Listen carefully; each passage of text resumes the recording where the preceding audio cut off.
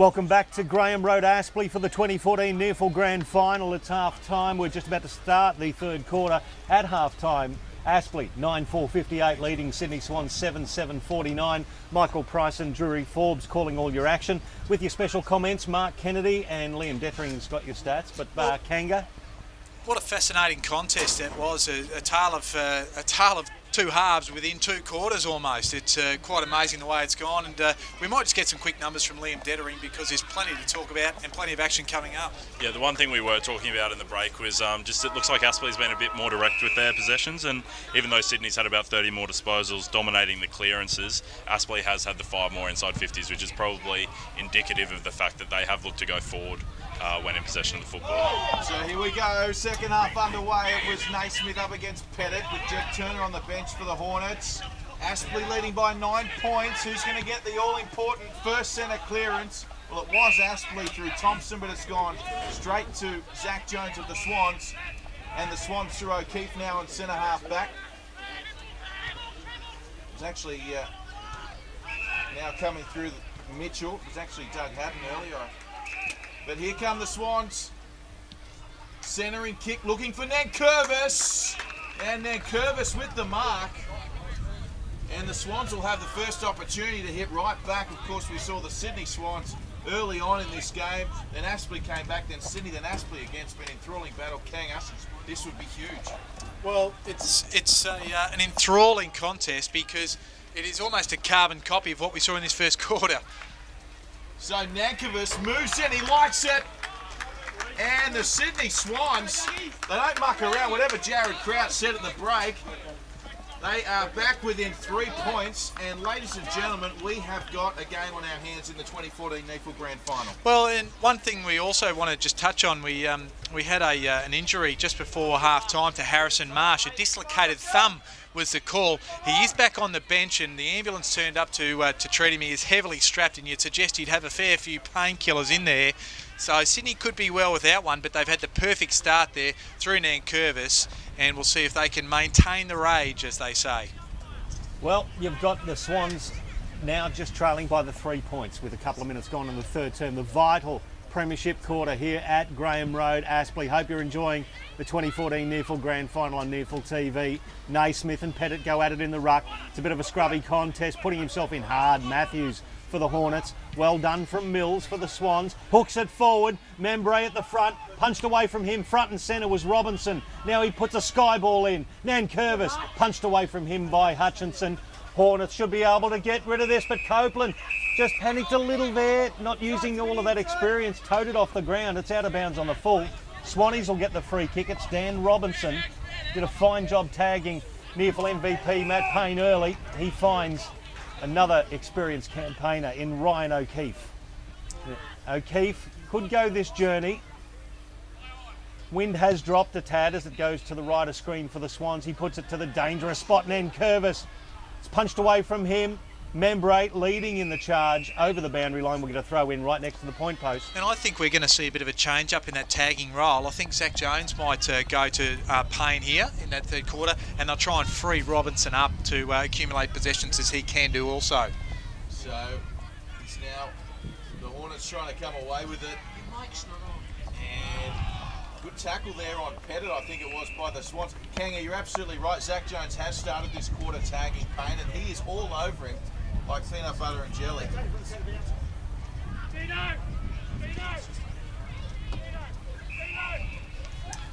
So yes, Bryce. No, I was just saying we're just having a few technical issues here. We're just playing with that and see if we can affect that in the positive for you. It's 3 points the margin. You've got Aspley leading after 3.5 minutes. Now Hutchinson has the ball at full back. Very athletic player. That's a beautiful kick that finds Gavin Gross at half back. Now they can get their skates on Aspley. It's a wobbler, but it's going to make it to Ryan Thompson. Right on the commentary wing in front of the interchange gates. Barking the instructions. He wants to go as long as possible. Half forward. You've got Holman in front. Good punching effort there from the Swans defence. Lucy made it there first, then Mitchell did beautifully, just shrugged off the tackler, kept the ball moving. Brandon Jack, he gets around his opponent in pain, gets it towards Robinson territory. Copeland wants to make up for that last indiscretion, does well, toes it forward, picked up by Sainsbury, back to Copeland.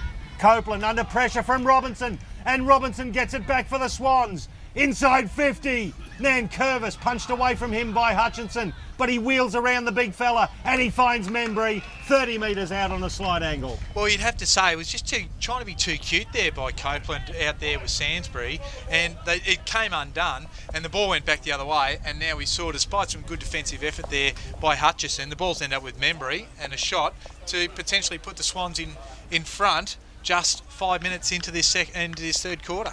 Now, as you say, Gavin Gross has not been disgraced at all. He's been very effective in defence, but Memry coming up for his 4th goal. Very strong-looking customer, Memry. And as Drury said, he loves a goal. He can kick them straight. How about that for his 4th? And the Swannies hit the front. Well, what about the work of Brandon Jack coming through the middle of the ground as well? I mean, again, some of the prime movers are going to be really key for the Swans to really take some momentum with them right throughout. Shane Biggs, he was fantastic in that first half last week. He really racked them up. He had 19 first half disposals. Ryan O'Keefe had 15 leading into half time, and Tom Mitchell, he really came into the game after half-time last week, so they'll be looking for a big second half from him to get the ball down to the likes of Memry and also Nankervis. And Matty Payne off for the Hornets for the time being, so interesting to see if Zach Jones will go back on, and when he returns, umpire might be throwing this one up again. As we mentioned, Sydney Swans now back in the lead, and the Hornets have started the third quarter much like the way they started the first. You can see them bounce back though. Here's petted up against Naismith. Naismith winning that one back to Mitchell. So the Swans, they've certainly come to play here in the third quarter. Aspley, how will they respond? Oh, well done there by Thompson, who kicked it forward looking for Hughes. Comes back in the arms of Holman, who kicked it forward. That might work out nicely for Jack Stanley. Also there was French. They're pushing now the Hornets. Coming across was Haddon, he didn't get to it.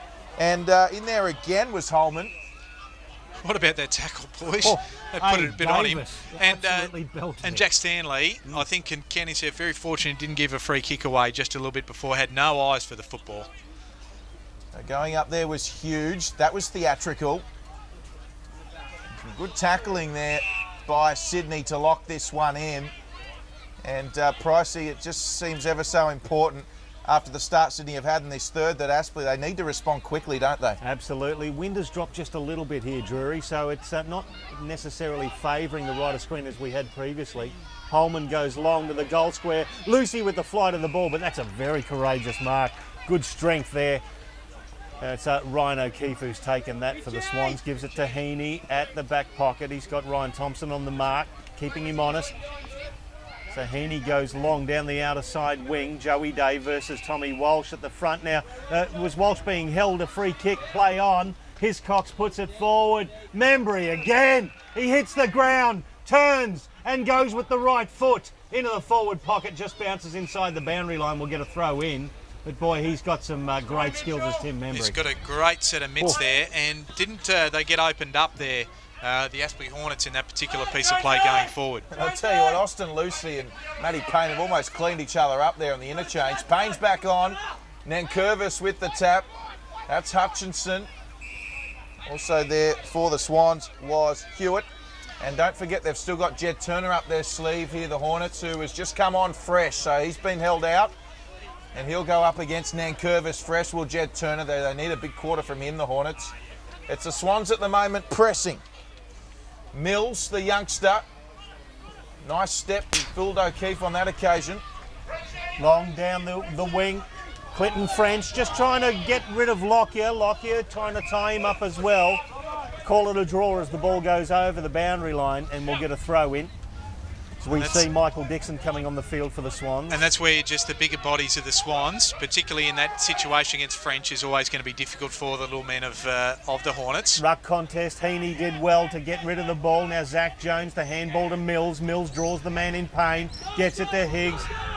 Big sorry, Biggs to Towers now. Has a bounce, has two. He's got Payne chasing. He burns him off. A third bounce. He approaches 40. Then goes bang, goal of the day. Dean Towers. That is a team lifter from the Sydney Swans, without doubt, because just the run and carry and the ability to open them up through the middle. They had a number of chasers there. Nothing could get in their way. They lined up across half back. They found that open space and just went down the ground and bang. And Dean Towers, as you said, that is a goal of the day, and it's a team goal of the day, the way they put it together. His second of this contest.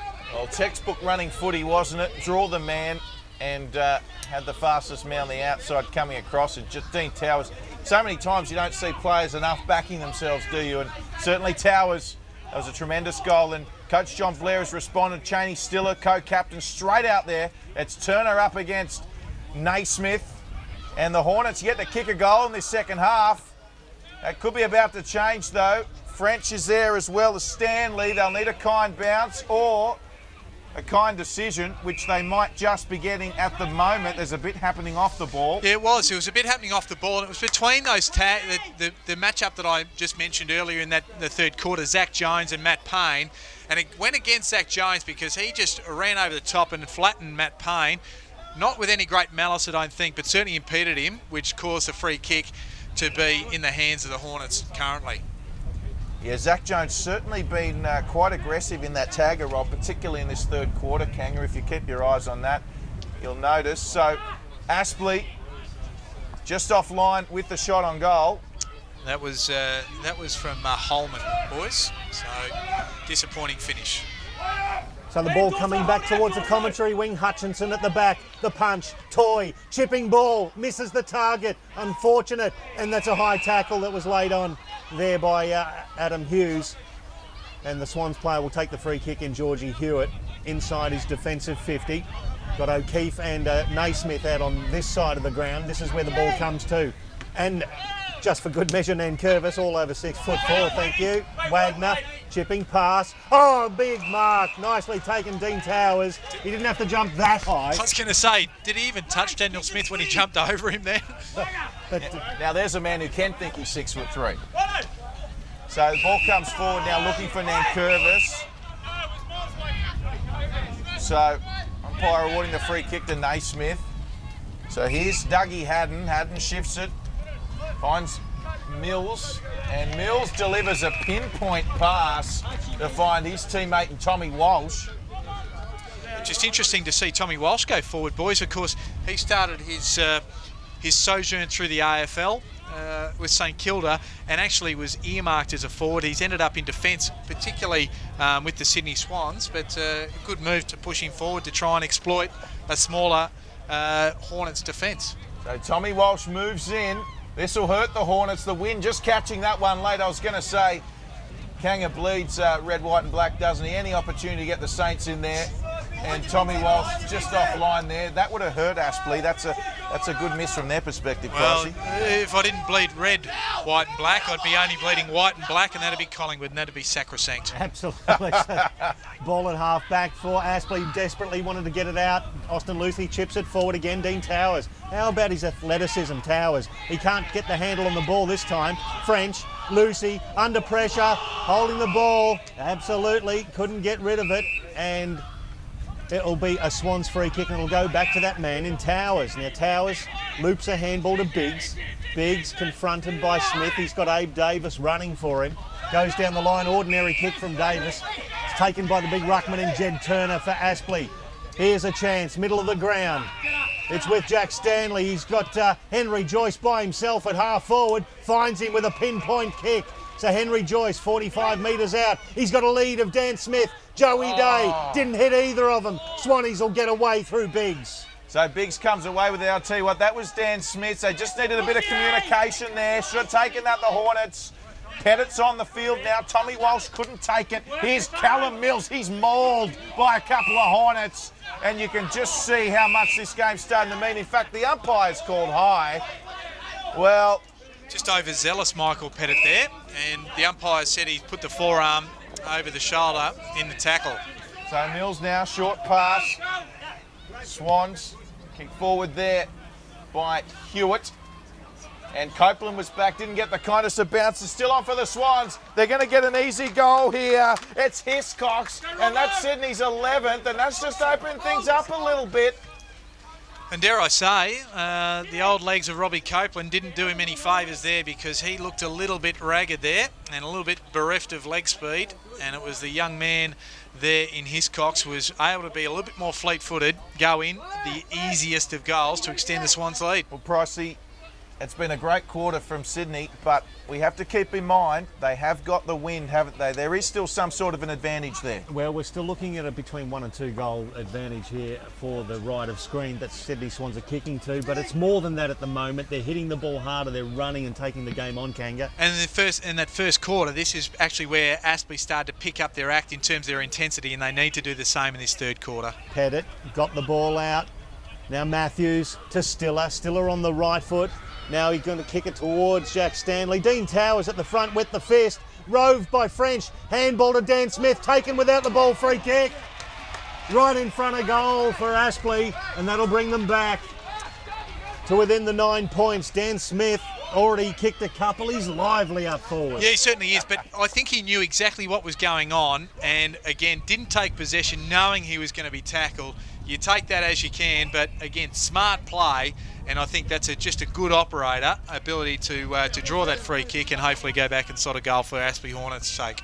Daniel Smith looking for his third, directly in front. That's lucky to hit his foot. That's a shank, and it's just gone across the face. That's a crucial miss, one behind. That is a horrible and bad and crucial miss. So 14 points the margin in favour of the Swans, breathing a sigh of relief from that one. Well, that was a shot on goal he never had a few minutes earlier when Day got in his way.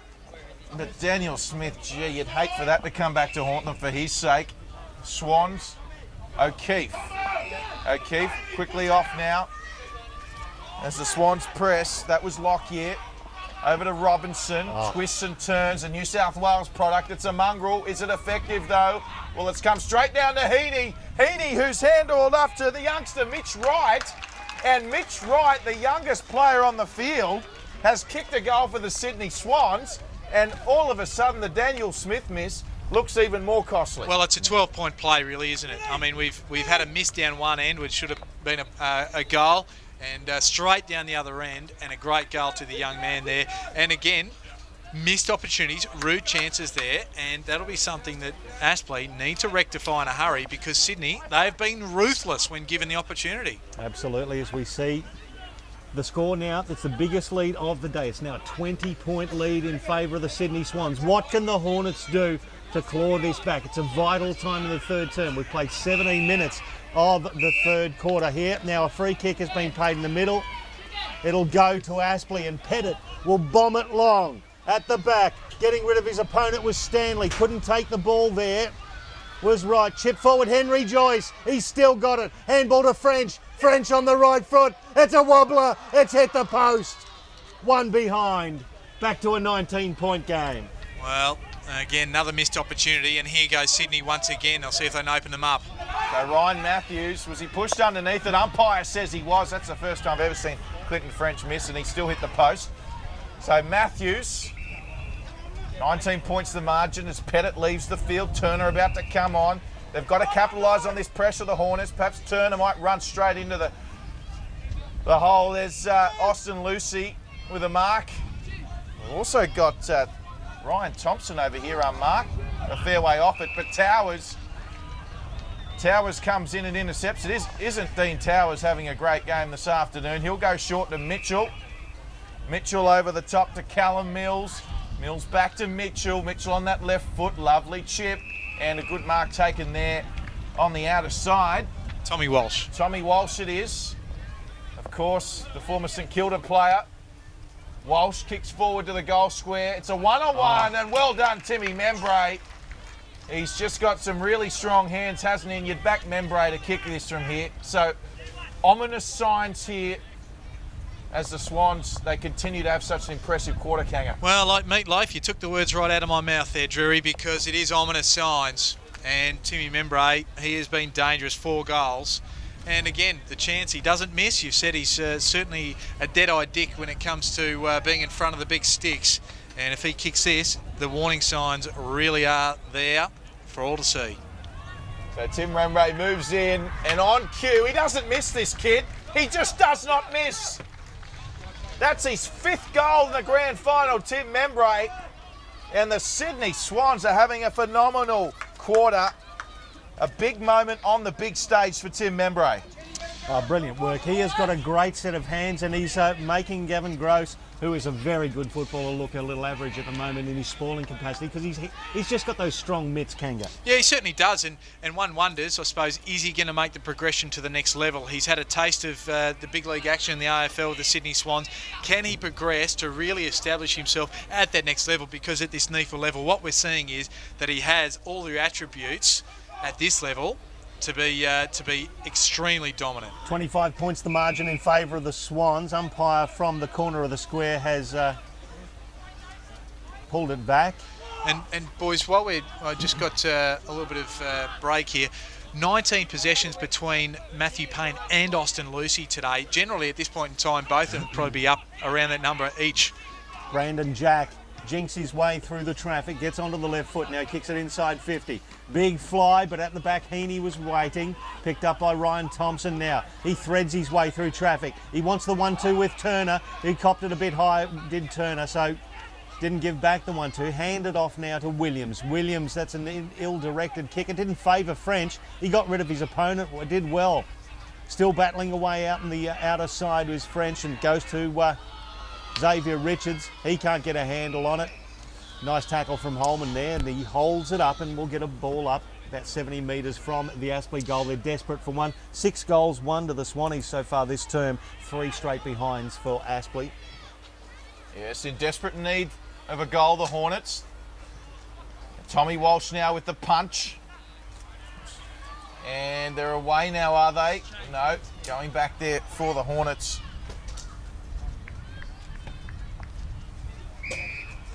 And on that far side, we're going to see the ball out of bounds. Yes, defence just getting back there for Aspley. And, well, Kanga, what do they need to do, Aspley, to get themselves back in this one, particularly this quarter? Well, I think as much as anything, it's probably play a little bit more the percentages. They've just made some poor options, and really they need to lift their intensity, and with better options, they're going to bring themselves back into the game. So Hutchinson in there for the Hornets. So Kanga says options. Payne tried to tackle, got away. So Mills is there for the Swans, as is Wright, as is Hiscox. They have to do well here, Aspley, to get out of this one. Comes to Day. Day on the left boot. If that's going to stay in, no, it's almost hit the old scoreboard. And another opportunity for Sydney, Pricey. Yeah, a lot of pressure. Their pressure on the ball carrier for the Aspley Hornets. The Swans are doing it beautifully at the minute. Long kick towards the hot spot. Actually bounces onto the base of the point post, so it'll be a throw in right next to that. And this is what we saw of the Sydney Swans last week against the NT Thunder. That second half, they really took the game and put the foot on the throat of their opposition, and we're seeing it again today. They lead by 25 points as Jed Turner bends over, picks it up. He's tackled immediately. He's wearing Mitchell like a first stole at the moment, so it will be a ball up. Naismith, another influential tap, but it's sharked by Holman. Holman gets it over to Matthews. Chipping ball, beautifully spoiled by Lockyer away from Hughes. And Rhino people take it over the boundary line. Just the ability to hit some of those targets a little bit more precisely that the Swans are doing. Aspley, just give the Swans defenders a little bit more of a chance to just get their fist in there. And again, just produce either a stalemate or a turnover. So they're still leading by 25 points, the Swans. Zach Jones, handball to Rhino Keefe. He loses it. Picks it back up, handball to Robinson, just spins out of trouble, puts it forward, bounces away from Walsh, and it's got Gavin Gross at fullback. He's confronted, gets the handball to Liam Dawson. They should be away down the outer side. It's going to bounce for Shaney Stiller. So Cheney Stiller, he had some work to do to get the kindest of bounces. Jones is there, also Callum Mills. Callum Mills will receive the hand pass. He'll go back to a teammate, and clinical stuff from the Sydney Swans, marked by Brendan Jack, who I think he might want to take the shot on goal. He's going to be right on 50. Directly in front is Brandon Jack. Margin 25 points, 23 minutes gone into this third quarter. And it's getting to the stage now where Aspley do not want to leave a margin any greater than this, despite the fact they'll have the breeze in the last quarter. Brandon Jack right on 50. This would really hurt Aspley. On the left foot, distance won't be a problem. But Brandon Jack, well, he's actually kept it in bounds, so distance and accuracy was a problem. And a chance now for Aspley to rebound. Although not the greatest of kicks, the intended target there was John Williams, but out of bounds, and they desperately need a goal, Aspley. And that was just another case in point of what I was saying before. They just gave the defender a chance just to knock it away and get the ball back to a stalemate and another stoppage. So the throw in, it's going to be belted straight back towards the boundary line. We'll do it all again. Sydney Swans 13-8 to the Hornets 9-7 with 24 and a half gone on the third. And while Brandon Jack's only had the 10 champion data stats there, boys, the stats he generally has had have been influential. I know that kick actually missed its target for goal, but he has been a good, influential contributor for this game. Naismith to Hewitt, and then the mark is taken by Hutchinson. He wants to swap, and he does. Switches it to Gross. Now Gross ran a long way, then kicked a wobbling left foot down the wing. It actually fell nicely. Juggling effort. Will it be paid? Yes. Henry Joyce kicked the one goal so far today. He finds Adam Hughes in the middle of the ground. They need to get their skates on here, the Hornets, and bring it home towards the late part of the third term. Long kick at the back, French. It was a 4-on-1. He's one of the shortest players on the field. And so Swannies have the numbers. They will repel outside defensive 50. Ordinary handball put Mills under pressure though. Lucy picks it up, chips it back to Henry Joyce. He's got it 45 metres from goal, right on the boundary line. The lead of Dan Smith, beautifully read and chopped off by Shane Biggs from the Swans. Yeah, well intercepted by Biggs. I just looked to settle down. Both teams have actually made quite a number of substitutions while that play was going on. Good sprawl at the back there by Gross. And umpire giving a free kick to Sydney here for holding. And just he'll settle it down because Sydney worked so hard back in numbers there. You could not find a free space inside Aspley's attacking 50, and now Sydney will just work the ball forward as we see. And Mitchell coming through at the bottom of the pack. He puts it straight on the boot. This will bounce in but then bounce out. And Sydney, they'll be happy with that. They've managed to go coast to coast. And a good result. And again, they'll get a bit of a breather here. They'll be able to set up their stoppage around the contest, and away they go again. So punched by Pettit. He says, throw that one back in. I didn't like that. He's hit it out on the full there from a ruck contest, so it's actually a free kick that'll go Sydney's way. So a bit of a calamity there, one would think. Yeah, certainly not the result Aspley were looking for. And we might see a shot on goal here. So I think it might be Robinson. I'll tell you what, he likes that one as well. So this would really hurt. No, it's Tom Mitchell. And Tom Mitchell has kicked a goal for the Sydney Swans. That's his first. And the margin just creeping out a little bit too much for John Blair's liking at the moment, Kanga. Yeah, absolutely. And on the back of a heavy weight of possessions this third quarter, they're now 60 possessions in front overall for the game, the Sydney Swans. The inside 50 is now favouring Sydney 41-38, but it's the quality in this third quarter that just is going all their way. Biggs is up to 24. Mitchell, the goal kicker there, he's up to 22. And also Ryan O'Keefe with 20. Alternately, Ryan Matthews is the leading possession getter for Aspley with just the 18 to this point in time. What can the Hornets do here late in the third term as the Swans get another clearance? It's belted forward. The defensive work, Copeland at the back, punches it forward, roving it nicely. Hiscox couldn't get the handle on it. Back to Hewitt, tackled. Umpire almost paid it high. Ryan Thompson did well, tries to get through.